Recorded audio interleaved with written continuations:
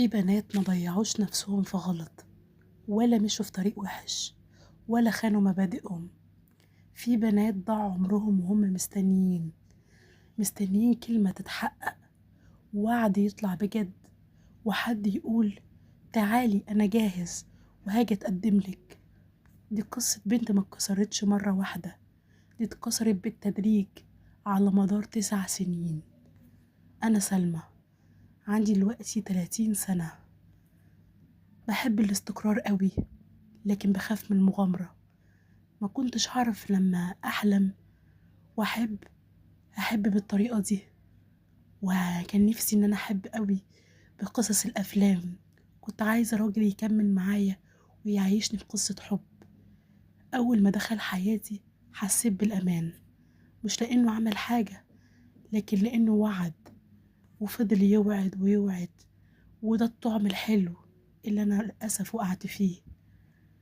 قال لي أنا ناوي أتجوزك، بس الظروف واقفة معايا دلوقتي. قالها وهو باصص في عينيا بثقة تخوف. قالها انتي بس كل اللي عليك انك تصبري شوية. وانا صدقت، مش لاني ضعيفة، لاني ما كنتش اتخيل ان حد ممكن يستثمر في الانتظار. سنة ورا سنة ورا سنة، كان كل شوية يكلمني في التليفون ويحلف ان هو مش عايز غيري.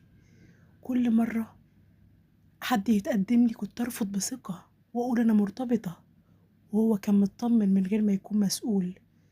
ويعدي سنة تالتة ورابعة، ويبدأ الغياب والردود تتأخر والاهتمام بيقل. ولما عاتبه يقول لي انت مكبرة الموضوع، يا بنتي ما انا هاجي اتقدملك. الجملة دي كانت بتخليني اشك في نفسي، اقول يمكن انا فعلا بضغط عليه. شوية وشوية ويجي سنة 5، وده كان أول كسر حقيقي ليا. صاحبتي القريبة مني اتجوزت. رجعت البيت وبصيت قدام المراية، بصيت لنفسي، هو أنا واقفة مكاني ليه؟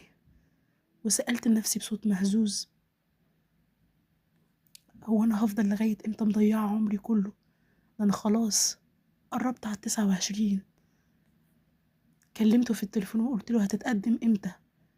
قال لي مش دلوقتي، بس ما تخافيش. قلت له إزاي يعني ما خافش؟ ولا خطوبة ولا ميعاد ولا خطوة حتى تحسسنا إن إحنا ممكن نبدأ مع بعض. بس نفس الوعد، هو ما بيتغيرش. اصبري، استني، قريب هتقدم.